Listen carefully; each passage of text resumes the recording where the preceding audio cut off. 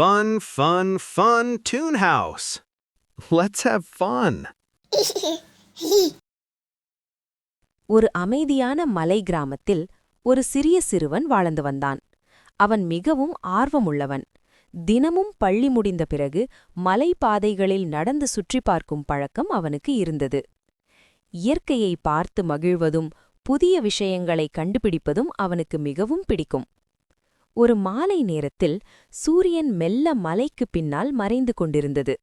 அந்த நேரத்தில் வானம் ஆரஞ்சு நிறமாக மாறி மிகவும் அழகாக இருந்தது. அந்த சிறுவன் மலைக்குள்ளுள்ள அமைதியான பாதையில் மெதுவாக நடந்து கொண்டிருந்தான்.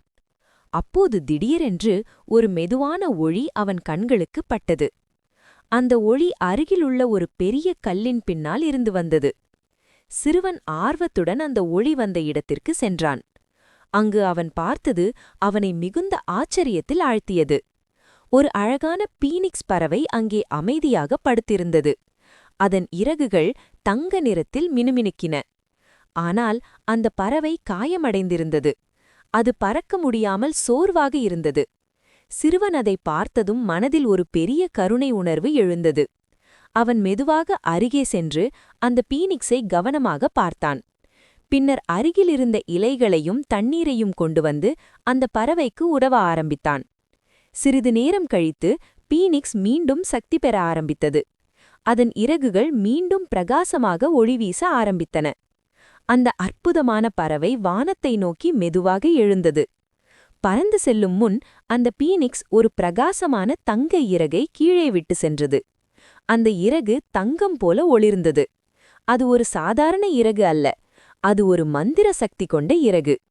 சிறுவன் அந்த மந்திர இறகை தனக்காக பயன்படுத்தாமல் அந்த பீனிக்ஸ் பாதுகாப்பாக இருக்க வேண்டும் என்று மனதில் நல்ல ஆசையை நினைத்தான். அந்த நாளில் சிறுவன் ஒரு பெரிய பாடத்தை கற்றுக்கொண்டான். மற்றவர்களுக்கு உதவுவதால் கிடைக்கும் மகிழ்ச்சி உலகிலேயே மிகப்பெரிய மகிழ்ச்சி. வணக்கம் நண்பர்களே, இன்று நாம ஒரு அழகான கதையை பார்த்தோம். அந்த சிறுவன் நமக்கு ஒரு முக்கியமான பாடம் கற்றுக் கொடுத்தான். நம்மிடம் சக்தி இருந்தாலும் அதை நமக்காக மட்டுமல்லாமல் மற்றவர்களுக்கு உதவ பயன்படுத்தினால்தான் உண்மையான மகிழ்ச்சி கிடைக்கும். நீங்களும் எப்போதும் நல்ல மனசுடன் மற்றவர்களுக்கு உதவி செய்யுங்கள்.